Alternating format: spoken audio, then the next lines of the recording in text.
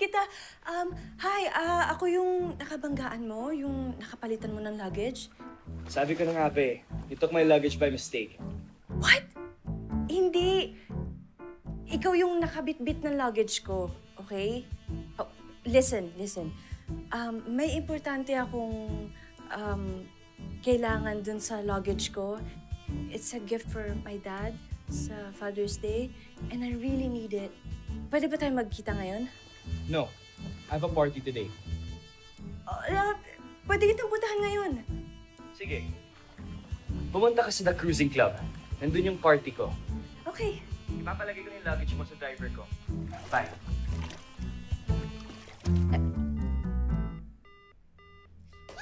Siya naman scammer yan, you.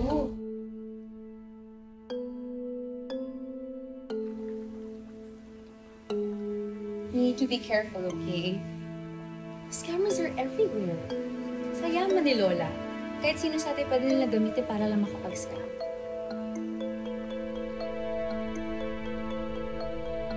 Parang kayo. Lagi na lang ninyo akong iniisahan. Here we go again. Lola, ang ganda ng weather sa Pilipinas ngayon, no? But seriously, may mas gaganda pa ba sa pinakamahal kong lola? Pa-party-party, pa-sailing-sailing, pa-racing-racing. Ngayon naman, pa-swimming-swimming. Lola, chill. Kapangit nyo yan.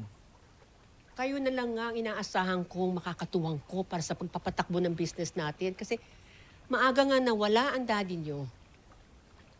Pero ano, ang inaatupag ninyo, pagpapasarap. Imbis na magtrabaho kayo dun sa ating De La Costa Food Corporation. And why would we want to work in your boring company? Because it's not just any company. It's my legacy. I built this business from scratch.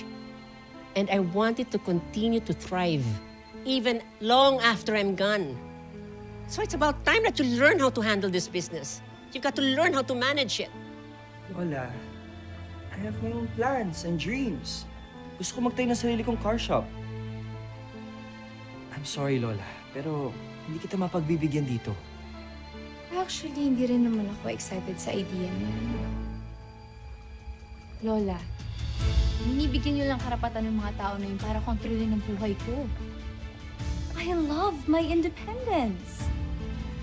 Tsaka, bakit ko pa kailangan magtrabaho? Oh boy rin naman ako kahit hindi ako magtrabaho, hindi ba? Kasi kanino niyo pa ibibigay yung yaman niyo kundi sa amin lang naman.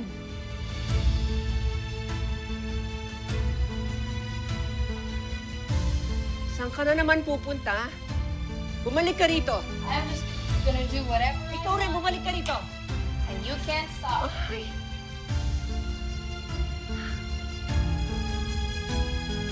Mama, hayaan na natin yung mga bata. Ayan, sumakat na naman tuloy ang ulo nyo. Mamaya kung ano na yan, magpatingin na kaya kayo sa doktor. Nawawala ng direksyon sa buhay ang mga anak mo. Nakakapagod na!